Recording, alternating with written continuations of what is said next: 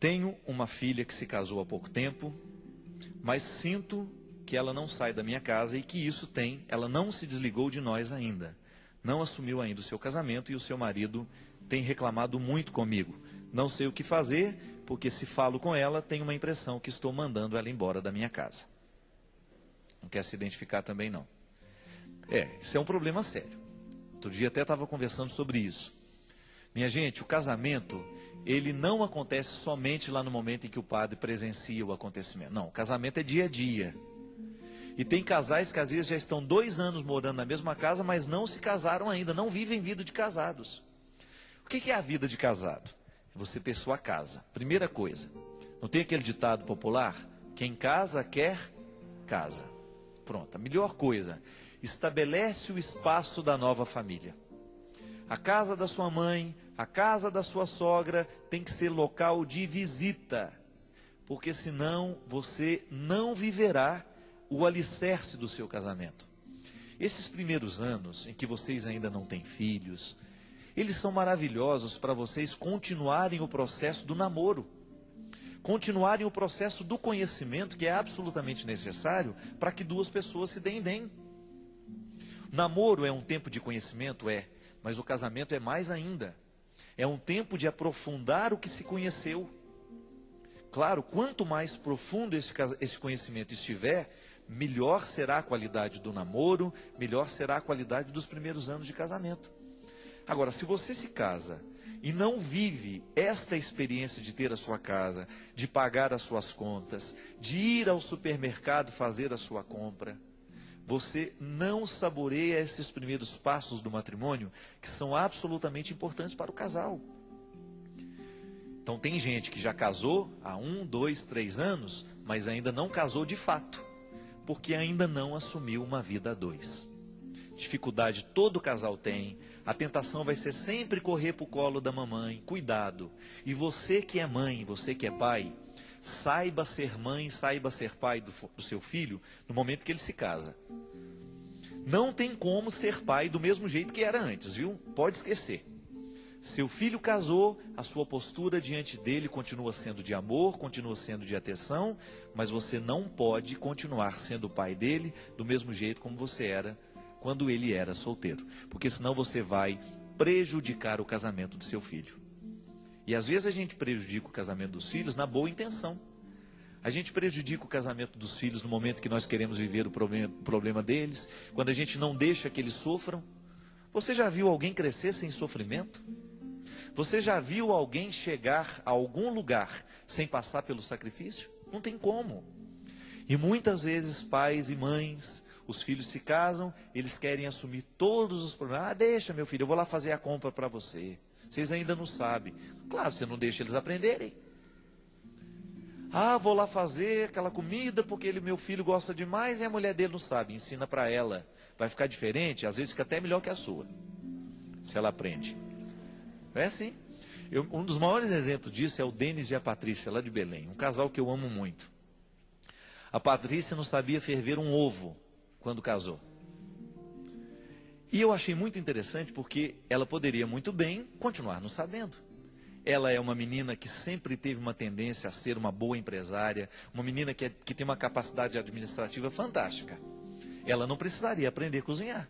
Ela poderia muito bem colocar uma pessoa dentro da casa dela que fizesse tudo.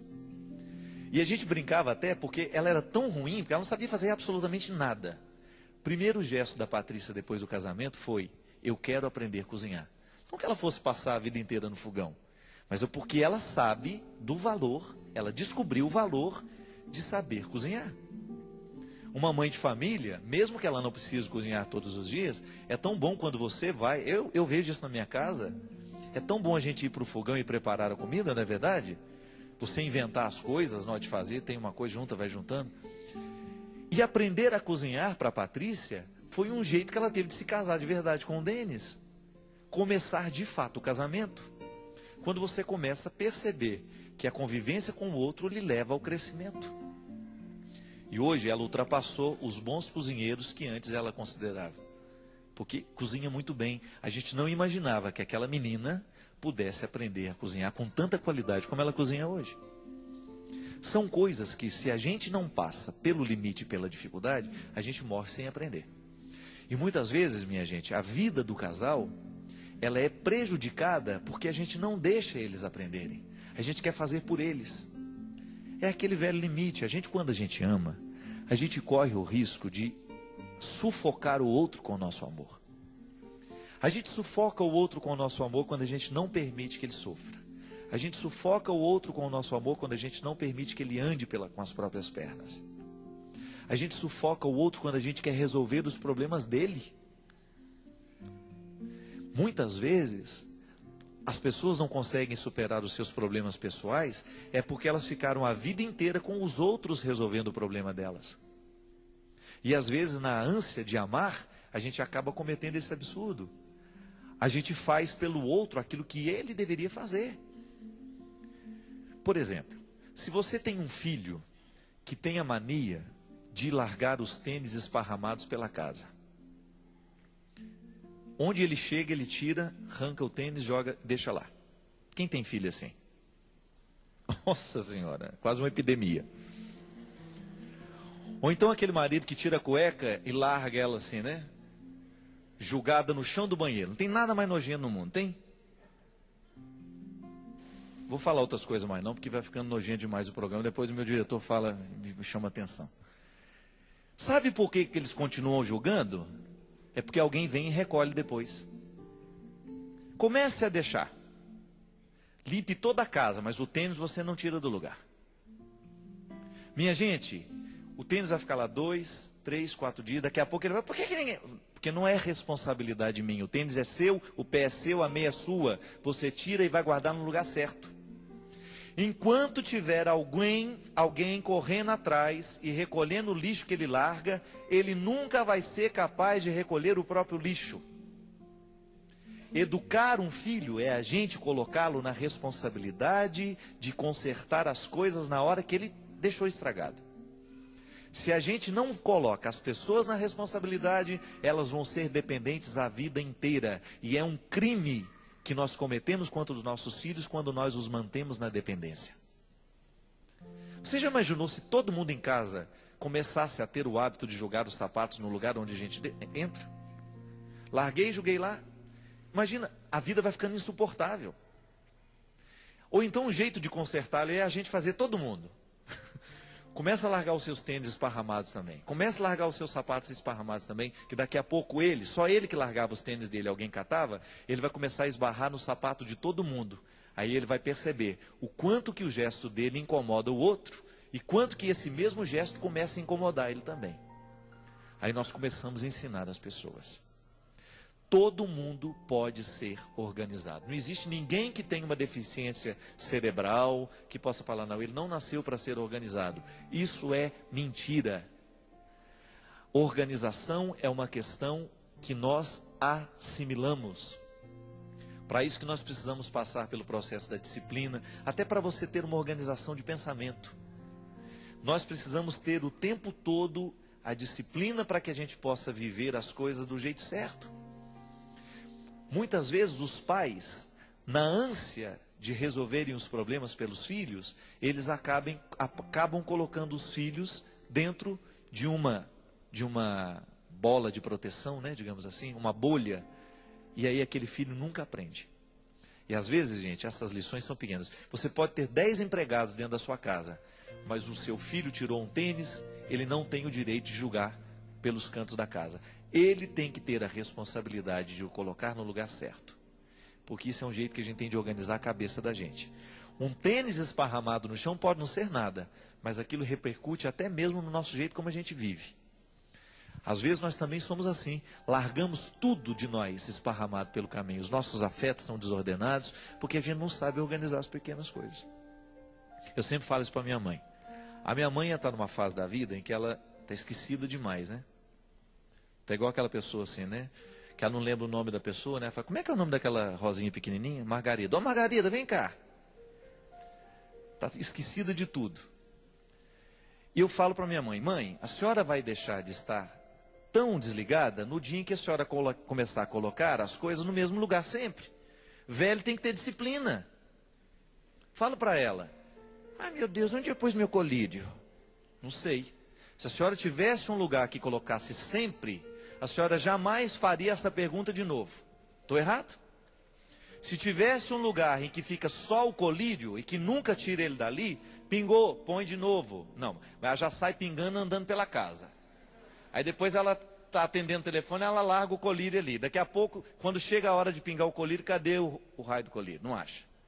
Falei, mãe, se a senhora tivesse o hábito de colocar as coisas sempre no mesmo lugar, a senhora jamais perderia as coisas. É assim. Regras da vida que nós precisamos seguir. Chave de carro. Tem gente que nunca sabe onde está a chave do carro. É porque ainda não fez um lugar para guardar a chave do carro. Como é que a gente começa a se disciplinar para a vida, gente? É começando a colocar a disciplina nas pequenas coisas. A grande disciplina, ela só acontece a partir das pequenas coisas. Por isso que aquela lição de arrumar as gavetas é ótima. Eu falo para minha mãe, de vez em quando, a senhora pega, só não faz nada o dia inteiro. Pega essas gavetas, começa a tirar tudo. E começa a colocar depois tudo no lugar certinho. Começa a ser organizada. Guarda-roupa, mesma coisa. Coloca as coisas, a minha funcionária faz uma bonitinho. Qual que é a minha parte nesse negócio? Ela organiza até que põe tudo no lugar certo. As camisas brancas, as camisas pretas, as camisas coloridas, as camisas listadas. Toda vez que eu tiro uma camisa que eu não vesti, que eu olhei, não vesti. Se eu tiro a listada e põe no lugar da preta, eu estou tirando a organização que a TEC estabeleceu. Não posso, não tenho direito. Ela estabeleceu e a minha vida é melhor por causa disso. Cada vez que eu sei que eu quero uma camisa preta, eu já sei onde eu buscar. Se eu não sigo a disciplina de colocar no lugar que foi determinado, na hora que eu quero, eu tenho que bagunçar tudo. São coisas que nós vamos aprendendo, minha gente. E às vezes a gente não aprende porque os outros não nos ensinam. Porque se a gente põe no lugar certo e a pessoa não nos... Se a gente pôs no lugar errado, a pessoa não nos corrigiu... Eu nem sei porque que eu estou falando isso mais. Eu acho que eu estava falando por causa da mulher aqui. Ah, lembrei. É a filha que não sai da casa da mãe, que já casou. É isso? Conversa rendeu demais, né? Rendeu, mas a gente chegou lá. Precisamos tratar os nossos filhos do jeito que eles precisam ser tratados. Disciplina hoje, para que amanhã ele seja um marido disciplinado. Se o seu filho insiste em ser casado, mas viver dentro da sua casa, põe ele para correr. Casa de mãe, casa de sogra, tem que ser lugar de visita. Visita desejada. Não é que, meu Deus, lá vem de novo. Não. O amor, ele se expressa nessa beleza. Que bom que vai chegar. Porque é importante para ele ter a casa dele também. Vá você visitá-la. Que às vezes você está tão acomodada que é só você que quer a visita. Não, você também precisa sair da sua casa para visitar os outros. Esse é um jeito bonito que a gente tem de ser família, que a gente tem de se disciplinar e de viver as coisas do jeito certo.